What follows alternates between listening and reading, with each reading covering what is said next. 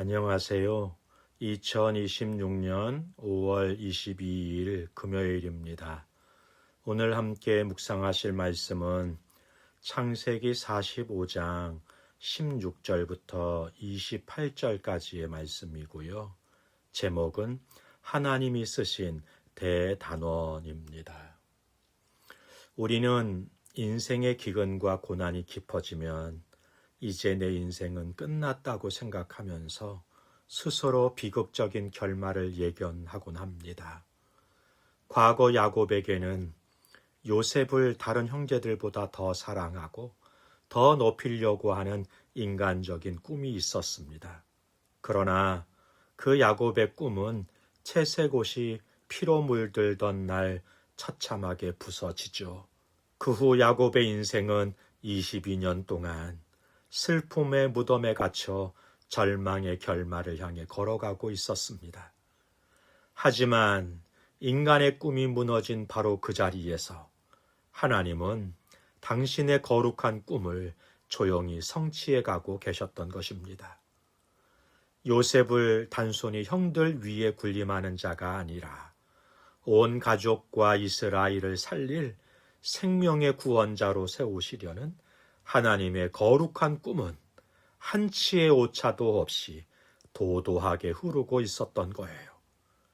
오늘 본문은 인간의 실패를 뛰어넘어 마침내 피어난 하나님의 그 위대한 역전의 피날레를 보여줍니다. 본문을 함께 살펴보죠. 첫 번째 단락이 45장 16절부터 20절까지인데요. 옛 세간살이의 미련을 끌어내는 하늘의 공급하심을 말씀하시네요.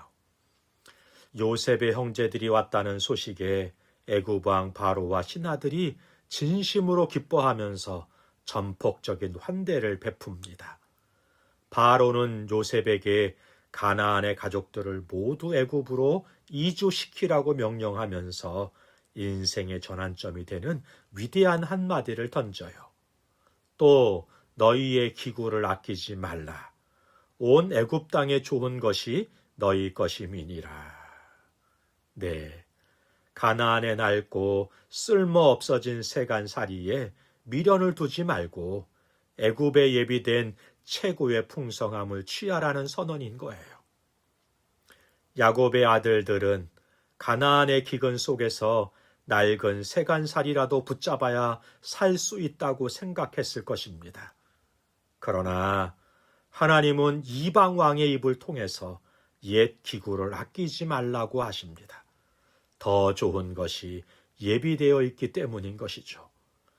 내 가문을 높이고 내 이익을 챙기려던 인간적인 꿈과 미련을 내려놓을 때 비로소 하나님이 준비하신 큰 구원의 풍성함이 시작이 됩니다.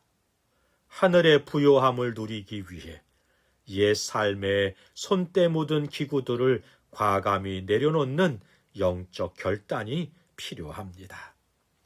두 번째 단락이 21절부터 24절까지인데요. 은혜의 여정 속에서 다툼을 경계하라고 말씀합니다. 요셉은 바로의 명령에 따라 형들에게 애굽의 수레와 풍성한 길 양식을 채워줍니다. 그리고 고향으로 떠나는 형들의 등 뒤에 묵직한 당부 한마디를 던지는 거예요. 당신들은 길에서 다투지 마십시오. 요셉은 베냐민에게 은 300과 옷 5벌을 더 주면서 생길 수 있는 형들의 시기심을 경계하는 것이고, 가나안으로 돌아가는 길에 누구 때문에 요셉이 팔렸고 누구 죄가 더 큰가를 따지면서 과거의 잘못을 서로 탓하고 분열할까 봐 우려하는 것입니다. 야곱이 요셉만 높이려 했을 때 형제들은 시기와 분열로 무너졌습니다. 그러나 이제 요셉은 철저히 낮아진 구원자의 마음으로 형들의 연약함을 돌보며 화평을 구하고 있는 것이죠. 과분한 용서와 은혜를 경험한 형들이었지만 고향으로 돌아가는 길은 과거의 상처가 다시 고개를 들기 쉬운 취약한 시간인 것입니다. 천국을 향해 걸어가는 복된 은혜의 길 위에서 우리도 옛 상처를 들춰내는 비난과 남 탓을 멈추고 주님이 빚어내신 구원의 화평을 지켜내야 하겠습니다. 세 번째 단락이 25절부터 28절까지인데요. 은혜의 수레를 대면할 때 일어나는 영적 소생을 보여줍니다. 가나안에 도착한 아들들이 요셉이 살아있고 애굽 총리가 되었다고 전하자 야곱은 너무 놀라 어리둥절하면서 마음이 무감각해졌습니다. 너무 깊은 절망은 인간의 말만으로는 쉽게 깨어지지 않기 때문입니다. 그러나 야곱이 요셉이 자신을 태우려고 보낸 애굽의 수레들을 눈으로 직접 확인하는 순간 성경은 그들의 아버지 야곱의 영이 소생한지라 이렇게 기록하잖아요. 아들을 다른 자식들보다 높이려던 자신의 부서진 꿈 너머에서 온 가족의 생명을 구원하시려고 요셉을 거대하게 세우신 하나님의 그 온전한 꿈을 대면한 순간 야곱의 심장이 다시 뛰기 시작한 것입니다.